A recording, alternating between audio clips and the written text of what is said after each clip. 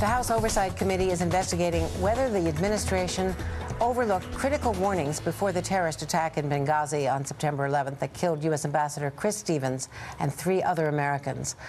Congressman Jason Chaffetz chairs the House Subcommittee on National Security and has just returned from a fact-finding mission in Benghazi. Thank you, Congressman. Very good to see you. First, I wanted to share something with you because Governor Romney, just at a campaign appearance in Iowa, shared a story of having met one of the Navy SEALs, and I believe since he refers to him as a Massachusetts resident, Massachusetts native, we think that he's talking about Glenn Doherty. Let me play this. One of them was a guy actually from my home state of Massachusetts, and a relatively young guy compared to me. And he was a former Navy SEAL. He was living in San Diego, and learned about him. He talked about his life. He skied a lot. He skied in some of the places I had, and we had a lot of things in common. He told me that he keeps going back to the Middle East. He cares very deeply about the people there. He served in the military there, went back from time to time to offer security services and so forth to people there. You can imagine how I felt when I found out that he was one of the 2 former Navy SEALs killed in Benghazi on September 11th. And it touched me, obviously, as I recognized that this young man that I thought was so impressive had lost his life in the service of his fellow men and women. Now, Glenn Doherty from Winchester, Massachusetts, was one of the 2 Navy SEALs. You've just returned. Did you get to Benghazi? Were you able to talk to people and talk to witnesses and find out what really happened there? Thanks for having me on the show. No, I was not able to get to Benghazi. It's still the volatile situation, too volatile. I couldn't get there. I was in Tripoli at the U.S. Embassy for most of the day on Saturday. And what did you learn? And how does that inform the hearing that you're going to hold with Darrell Issa tomorrow? You know, first thing we did is I got a little emotional. I expressed how thankful I was that we were. For their service to this nation. They had lost 4 colleagues, had been killed. The ambassador had been killed. But then I toured the facility. I got a briefing, got an understanding.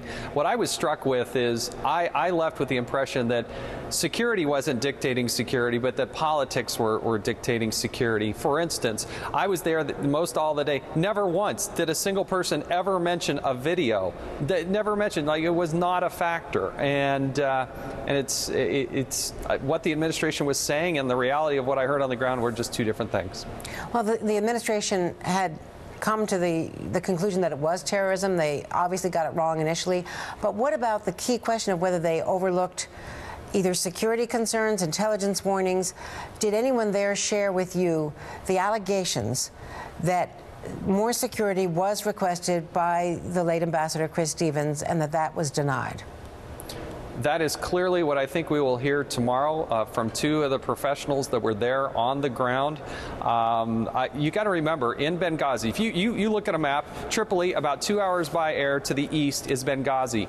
Twice in the 6-month lead up to 9/11, the British ambassador had assassination attempts. Twice in the 6-month lead up, you had bombings at our compound there in Benghazi, and it's 9/11 in Libya. What other warnings do you need? That seems like a clear and present danger unto itself. If you can't add that up as a potential security threat, my goodness, all the signs were there. There was a request for more personnel. That was denied. In fact, they reduced the number of personnel. They asked for building up of the infrastructure. That was denied. There were waivers that clearly were put in place because even still today in Tripoli, you don't meet the basics of what needs to happen at an embassy.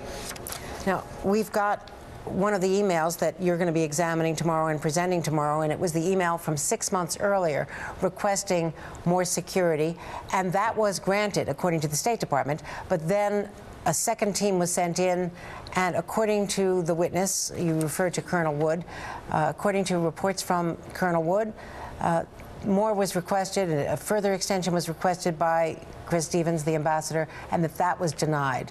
Have you also been told that? Yes, I have, and we're talking about we're talking about in the neighborhood of 24 people or less. Let's remember that President Obama has essentially a private army in Iraq of 15,000 security personnel there at the embassy in Baghdad and the surrounding area, and we're talking about a half dozen here, another half dozen there in Libya after a revolution, after 2 bombings on our facilities, assassination attempts of the British ambassador. They're asking for a handful of more people, and that was denied. In fact, they ended up getting less people than they originally had to start. Well, some other people have said that Chris Stevens had perhaps an unrealistic expectation about Benghazi because he had spent so much time there during the war. He knew how well liked, even loved he was by many of the people, and that perhaps he wasn't cautious enough about the threat from the militia. Now that he's perished, I think of him in a very fond way. I think clearly he was part of a security apparatus that was asking for more help, but he didn't get more help, and he was optimistic. He said, I'm going to do my job anyway. I'm going to go into a very difficult situation. So I walk out of there with more admiration for him, not less. Maybe perhaps other signs were ignored, but I think it's the responsibility of the State Department to provide him the resources so he can do his job. He didn't get those resources, but he did his job anyway. And unfortunately, we had 4 Americans that were killed. And Congressman, the State Department's response is that if they'd had more security in Tripoli, it would not have helped in Benghazi, and that the Libyans were building up, and it was this logical transition to a Libyan security force. Can you respond to that? I think clearly the political objective from the Obama White House and the State Department was they wanted to, quote unquote, reach apparent normalization, and I say that in quotes, normalization as swiftly as possible, and that really meant hire as many Libyans as you possibly can. Well, there's not a rent-a-cop around the corner. They just went through a revolution. They barely have a government, let alone the opportunity to vet and train people in order to provide that security that was needed both in Benghazi and in Tripoli. So you got to look at the country as a whole, but I mean, look at the result. The consequence is you have an active al-Qaeda, you have other terrorists that are active, and we have 4 dead Americans and a compound that, as a member of Congress, I still can't even go visit. The FBI had trouble getting in there to visit it. So it's still a problem. Jason Chaffetz, it's going to be an interesting hearing tomorrow. Thank you very much for previewing it today.